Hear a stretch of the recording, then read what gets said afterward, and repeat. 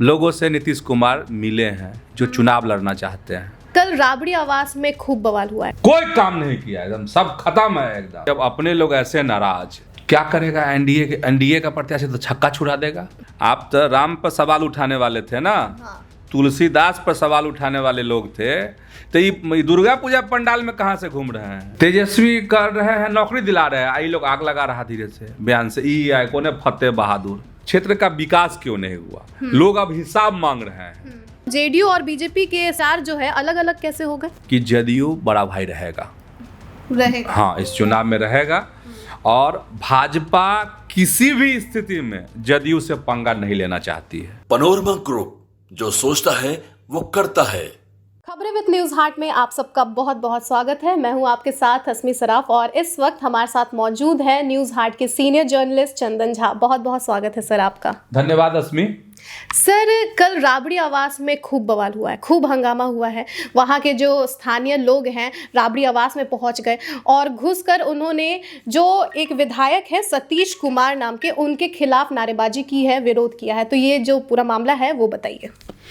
देखिए मामला है, आपको मखदूमपुर के विधायक हैं सतीश कुमार दास, वैसे सतीश कुमार के नाम से जाने जाते हैं। तो इन्हीं को लेकर इनके जो क्षेत्र मतलब जो कह रहे थे कि जो स्थानीय लोग, स्थानीय मतलब विधानसभा के, उनके विधानसभा के लोग थे, और वह सीधे राबड़ी आवास पहुंच गए थे। और पहुंचने की वजह यही है कि चुनाव सामने है, अब टिकट मिलना है। तो लोग इस बात का विरोध कर रहे थे कि महानासी है सतीश कुमार, कोई काम नहीं किया, एकदम सब खत्म है एकदम मतलब टिकट मत दीजिए इसको। जी सर। आरजेडी के ही लोग थे, आरजेडी के ही कार्यकर्ता थे। अब सब घुस गया राबड़ी आवास में, एकदम जिंदाबाद मुर्दाबाद, नहीं जिंदाबाद नहीं मुर्दाबाद के नारे लग रहे थे। तो ये मांग वहाँ के लोगों की कि एकदम टिकट नहीं मिलना चाहिए, किसी और को दीजिए जो कर्मठ है। ऐसे कर्मवीरों को टिकट मिलना चाहिए, ऐसा नहीं कि नाश कर दे, ना कोई विजन है, ना कोई काम किया, कुछ पता ही नहीं है, तो क्या हुआ टिकट दे करके। अब समझिए, अगर मान लीजिए कि अपोजिट का, आरजेडी का अपोजिट कौन होगा भाई? आरजेडी का अपोजिट तो अभी जदयू है, भाजपा है, चिराग पासवान है, मांझी जी की पार्टी है, उपेंद्र कुशवाहा है। ये सब अगर आरोप लगाए कि एकदम महानासी आदमी है, ये काम नहीं किया, तब बात एक समझ में आएगा कि तो सियासी चीज है। लेकिन अपने खिलाफ हो गए हैं उनके, हाँ, ये मखदूमपुर के विधायक के, जो आरजेडी से ही है। हाँ आरजेडी से वैसा सब घुस गए। बाप रे, समझ का मतलब है ना। अब मतलब का मतलब ये नहीं निकाल लीजिएगा, मतलब का मतलब कि टिकट मिलेगा काट देंगे। हम लोग भाई सब नहीं कहते हैं कि टिकट काट दीजिए या दीजिए। जनता की ये मांग है कि कुछ नहीं किए हैं, इनको टिकट नहीं दिया जाए। और अजीब तरह की दृश्य, अजीब तरह की तस्वीर जो है कल वहाँ पर राबड़ी आवास में देखने को मिली। अब वाकई में जब अपने लोग ऐसे नाराज, तब समझिए कि और लोगों का क्या हाल होगा।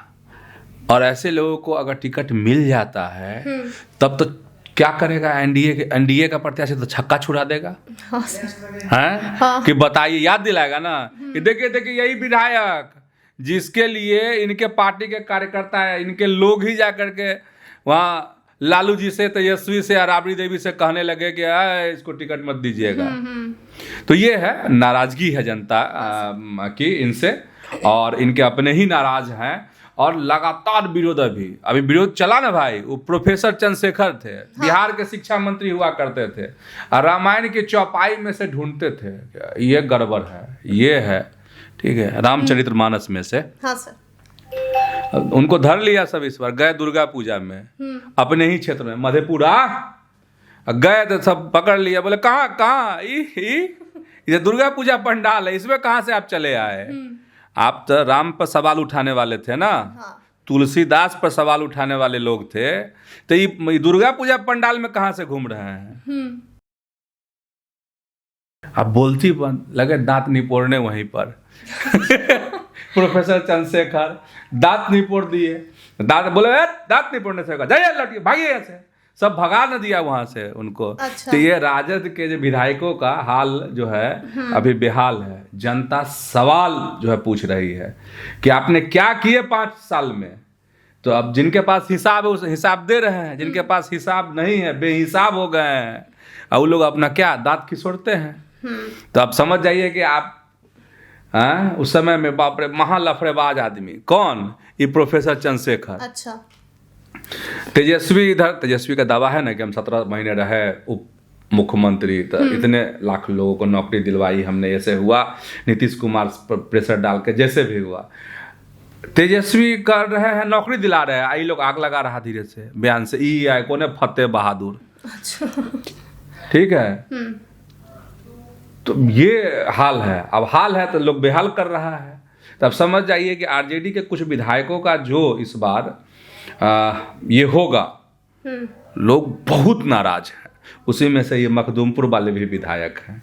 भाई राबड़ी आवास में घुस जाना और वहाँ जाकर सवाल कर देना और कहना कि ये नाश कर दिए ये इलाके को, कोई काम नहीं किया, इतना आक्रोश होगा लोगों में। जबकि सर आवास में बहुत ही ज्यादा सिक्योरिटी वगैरह रहता है। हाँ, अब उतना बीच में तो भाई अब अगर बात गलत रहती तो लोग क्यों पहुंचता नहीं। मतलब इतना ज्यादा क्रोध था कि सिक्योरिटी भी रोक नहीं पाई। सिक्योरिटी कैसे रोकेगी, क्यों रोकेगी? अब सिक्योरिटी रोकेगी तो दूसरे तरह का मामला हो जाएगा कि देखिए आए मिलने के लिए लालू जी से, तेजस्वी जी को फरियाद लेकर के आए, आप मिलने नहीं दिया। तभी चुनाव का वक्त है तो दूसरे तरह का माहौल हो जाएगा ना कि बा तेजस्वी तो कुछ सुनते ही नहीं है, ये अलग ही मुद्दा बन जाएगा, अलग मुद्दा बन जाएगा। तो ये है पुरजोर विधायकों का विरोध हो रहा है। इसमें आरजेडी कहिएगा, सिर्फ आरजेडी नहीं, दूसरे दल के भी विधायक हैं। कांग्रेस का बताया नहीं, वहाँ देखिए उनका शकील अहमद खान का, उनका अपने क्षेत्र में जो है हुले ले विधायक आया, जिंदाबाद नहीं मुर्दाबाद, काला झंडा। ठीक है, उसमें तो अलग तरह की सियासत है। कल ही सुबह में हम कह दिए थे कि अपना ही है लंबा तगड़ा बहुत ये वाला आदमी कांग्रेस में, रसूख वाले आदमी कह रहा है, लोग यही कह रहे हैं, कांग्रेस के नेता सब कह रहे हैं बाप रे बाप तो बड़ा खेल चल रहा है भाई। यहाँ राहुल गांधी आते हैं तो कौन नेता लोग दिखते हैं, राजेश राम आए, शकील अहमद खान, माने प्रमुखता से, और लोग तो रहते ही हैं। तो कहा कि ऐसा दिमाग लगा कांग्रेस में ना कि चित कर दो दोनों को, चुनाव में हार जाएगा, कहानी खत्म हो जाएगी, अपने ही क्षेत्र में विरोध, तो दिल्ली तक बात पहुंचेगी। ठीक है, ये तो मान लीजिए आपस की सियासत है, लेकिन ये मखदूमपुर वाली बात या फिर प्रोफेसर चंद्रशेखर वाली बात, ये तो लगता है कि स्वस्फूर्त विरोध है, लोग नाराज हैं इन लोगों से। तो सर लगता है कि इस बार मखदूमपुर से सतीश कुमार का पत्ता कटने वाला है। अभी तो जाने तेजस्वी यादव पत्ता कटेगा कि नहीं कटेगा, ये हम लोग क्यों कहें, हम लोग किस आधार पर कह सकते हैं कि पत्ता कटेगा कि नहीं कटेगा? हम लोग का आधार बस खबर है, जो खबर आएगी वह आप तक पहुंचाएंगे। पत्ता कटेगा नहीं कटेगा लालू जी जाने, आरजेडी जाने, राबड़ी देवी, मंगनी लाल मंडल नहीं, बहुत नहीं चल रहा है इनका पार्टी में। अरे तेजस्वी का चल रहा है, तेजस्वी बताएंगे कटेगा कि नहीं कटेगा। सर अशोक चौधरी का ऐसा पोस्टर लग रहा है कि उन्हें लापता बताया जा रहा है, तो ये जगह जगह पे अशोक चौधरी लापता के पोस्टर लग क्यों रहे हैं? विरोध वाली खबर तो आपको पता ही दी है, प्रोफेसर चंद्रशेखर अस्मी नहीं, यस सर, और उनका भी विरोध, कांग्रेस में शकील अहमद खान का विरोध, अब इधर इनका बता ही दिए मखदूमपुर वाले विधायक सतीश कुमार का विरोध। तो जदयू भी अछूता नहीं है, अभी सीएम थे ना वैशाली में, तो सिद्धार्थ पटेल का विरोध हुआ था ना कुछ दिनों पहले। अब जदयू के एक और विधायक हैं, सकरा के विधायक हैं, अशोक चौधरी है इनका नाम। चकराइएगा मत, अभी वो वाले अशोक चौधरी नहीं जो खुद को कहते हैं कि मैं नीतीश कुमार को मानस पिता के मानता हूँ, वो वाले नहीं है ये दूसरे अशोक चौधरी। हाँ, ये दूसरे अशोक चौधरी हैं, ये सकरा के विधायक हैं, जदयू से ही हैं, ये वो अशोक चौधरी हैं। तो इनको लेकर भी नाराजगी है क्षेत्र में, और वहाँ की जनता ने, वहाँ के लोगों ने पोस्टर लगाया कि विधायक जी लापता है, गायब है। मतलब ये तंज है, ये सवाल है विधायक पर, अशोक चौधरी पर, कि इन्होंने काम नहीं किए हैं।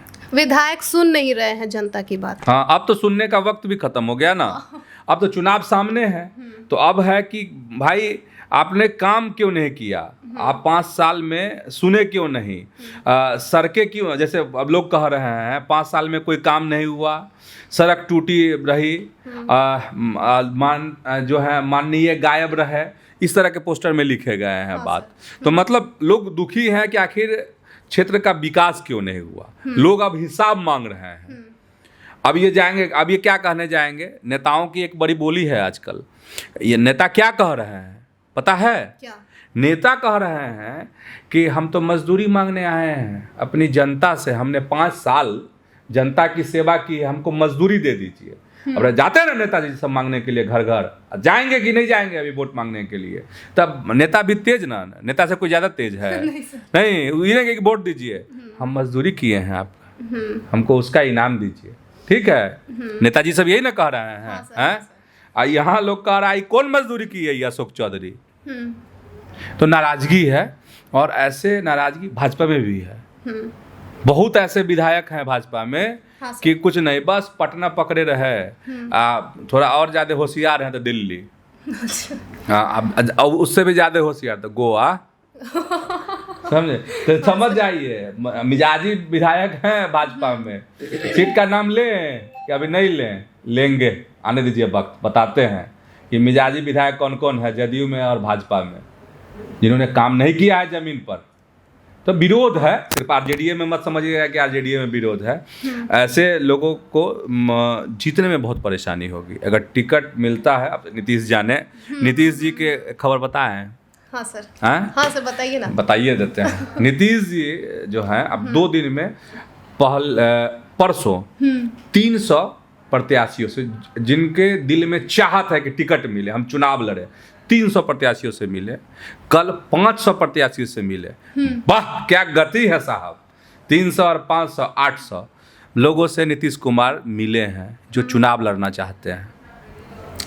अब ये सवाल है कि क्या हो रहा है, कैसे क्या कर रहे हैं नीतीश कुमार। हमने एक कार्यक्रम में बताया था बहुत एक्सक्लूसिव कि नीतीश कुमार नाम छांट रहे हैं, हर दिन 5 नाम, जितने सीटों पर लड़नी है लड़ाई, तो 5 नाम छांट रहे हैं और किसी को नहीं दे रहे हैं नाम।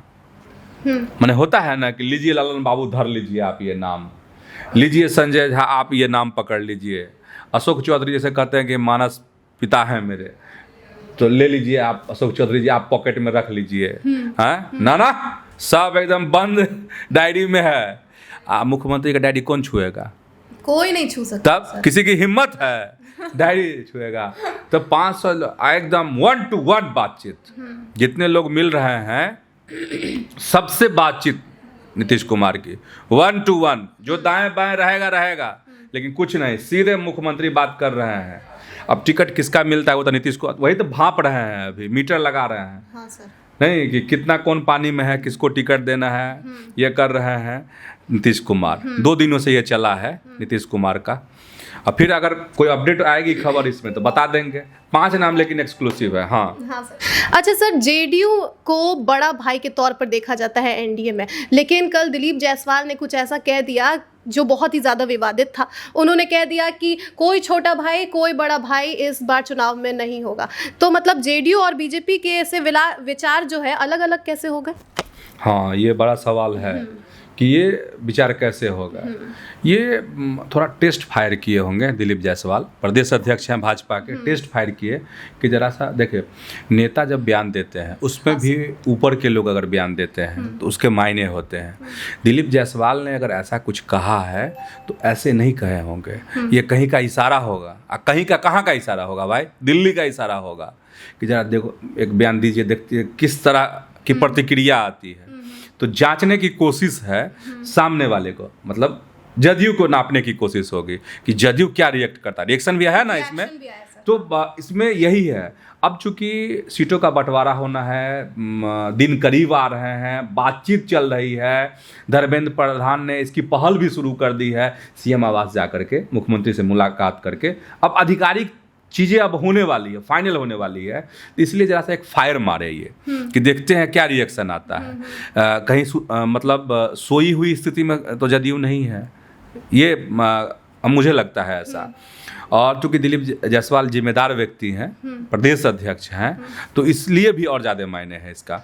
और एक बात है, जहाँ तक मुझे खबर है और जो बात समझ में आ रही है कि जदयू बड़ा भाई रहेगा। हाँ, इस चुनाव में रहेगा, और भाजपा किसी भी स्थिति में जदयू से पंगा नहीं लेना चाहती है। क्यों सर? इसलिए कि अगर जदयू से अगर पंगा ले लेगी, नीतीश कुमार से पंगा ले लेगी बीजेपी, तो जो हसरत, जो सपना, जो तमन्ना, जो ख्वाहिश भाजपा नेताओं को हिलोड़े मार रही है, ख्वाहिशें नहीं, कौन सी है ख्वाहिश, समझ ही रहे होंगे। तो वो ख्वाहिश जो कभी पूरी नहीं होगी। नीतीश ही एक, नीतीश मैंने क्या, पारस वाला पत्थर जो छुआ हो गया सोना। इसलिए लालू जी भी तड़पते रहते हैं, तेजस्वी भी तड़पते रहते हैं, और भाजपा भी तड़पते रहती है। क्यों? कि ऐसा पत्थर है कि छुए के हो गए गोल्ड, सोना हो गया। तो इसलिए मतलब वोट का आंकड़ा इनके पास है। नीतीश जिधर जाते हैं तो हवा चलने लगती है उधर। सर ऐसा भी अनुमान लगाया जा सकता है कि हो सकता है आगे चल के पलट जाए। कौन? नीतीश। अरे बाप रे, ये तो अभी गंभीर सवाल कर दिया गया। हाँ, लेकिन अभी इस तरह की तस्वीर नहीं दिख रही है कि नीतीश पलट जाएंगे या भाजपा ही पलट जाएगी। भाजपा तो नीतीश के बिना चल नहीं सकती है, और नीतीश जो है ना, जब तक है वो हिलाना मुश्किल है उनको। और नीतीश बाबू को खुश रखना इम्पोर्टेंट है। हाँ, तो ये सिर्फ टेस्ट फायर था इनका बयान। और कह भी रहे हैं ना, कौन, अरविंद निषाद नाम है ना, हाँ सर, वो जदयू के प्रवक्ता हैं, यंग प्रवक्ता, होनहार प्रवक्ता हैं। वो बोले ये ऐसे होगा, हम लोग हैं ना बड़ा, नहीं हकीकत भी है, और यही होने भी जा रहा है। एक ही सीट ज़्यादा हो, लेकिन भाजपा से जदयू जरूर आगे रहेगी। ठीक है, बराबर का हिसाब नहीं होगा, ये एकदम तय बात है, ये नहीं होना है। तो उसी की मतलब कोशिश हो रही है कि जरा मन टटोलने की कोशिश। इस बयान को हम तो पर्सनली ऐसे देख रहे हैं। अच्छा सर। अच्छा सर, कल चुनाव आयोग की टीम आई थी, तो आपके हिसाब से चुनाव कब तक होगा? मेरे हिसाब से क्या होगा, हिसाब होगा चुनाव आयोग की। हमारे हिसाब से क्या होगा, चुनाव आयोग बता नहीं रही है ना। चुनाव आयोग जिस दिन बता देगी उसी दिन से आचार संहिता लागू हो जाएगा जी, इसलिए नहीं बता रही है। लेकिन जो खबर है अपने पास, जो बात समझ में आ रही है, जो गतिविधि है, क्योंकि चुनाव आयोग ने कल मीटिंग की, जो मान्यता प्राप्त राजनीतिक दल हैं उनके साथ मांगे, कई सभी दलों के अपने अपने कुछ मांगे हैं। अभी चुनाव आयोग जाने कि वो मांगे पूरी होती हैं नहीं होती हैं, चुनाव आयोग कैसे चुनाव कराता है।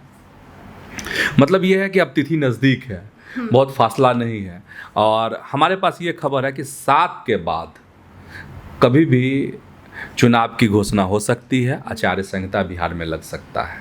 पहले जो चर्चा थी कि 6, तो मेरे पास यही खबर कि 7 के बाद, ये मेरे पास खबर है कि 7 के बाद ये हो सकता है। चुनाव जो है, चूंकि आरजेडी भी कह रही है कि भाई 2 चरणों में चुनाव हो बिहार में, तो अब क्या चुनाव आयोग निर्णय लेता, ज़्यादा चांस है कि 2 चरण में ही चुनाव होंगे, और छठ बाद चुनाव होंगे, छठ के जस्ट बाद चुनाव होंगे, ऐसा मुझे लग रहा है। वैसे जब चुनाव आयोग की तारीख आएगी, ऐलान होगा, तब ज़्यादा स्पष्ट हो पाएगा। लेकिन उम्मीद है कि छठ बाद चुनाव होंगे। सर कल बीजेपी मैनिफेस्टो कमेटी का प्रेस कॉन्फ्रेंस हुआ, तो सर उसमें क्या कुछ हुआ? देखिए, सबसे बात है कि मैनिफेस्टो कमेटी का क्या मीटिंग, प्रेस कॉन्फ्रेंस था, तो बहुत अच्छा। अस्मी बहुत मतलब है क्या इसको, किसी को नहीं मतलब है। प्रेस कॉन्फ्रेंस, अगर मैनिफेस्टो कमेटी की ये प्रेस कॉन्फ्रेंस हुई तो क्या मतलब इसका, हुई भाई मैनिफेस्टो आप बनाइएगा और फिर उसमें जो आप घोषणाएं जो शामिल कीजिएगा, तो उसका मतलब है ना, उस मीटिंग का, उस प्रेस कॉन्फ्रेंस का कोई मतलब नहीं है।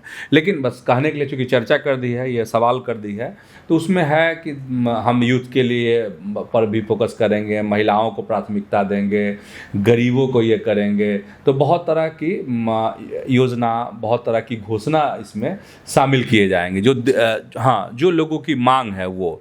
तो बहुत महत्वपूर्ण वाली बात नहीं है ये। जब इनके मैनिफेस्टो इनका तैयार होगा, इसके बाद यह क्या कहते हैं उस पर हम लोग मंथन करेंगे। अभी तो शुरुआती है कि फलाने बाबू लोग हैं, ये लोग कमेटी में शामिल हैं, तो अभी बहुत मायने वाली बात नहीं है, मायने वाली बात आगे होगी। यस सर, चलिए बहुत बहुत धन्यवाद सर। तो आप समझ ही गए होंगे सारे मुद्दों को। फिलहाल के लिए बस इतना ही। आप देखते रहिए न्यूज़ हाट। धन्यवाद।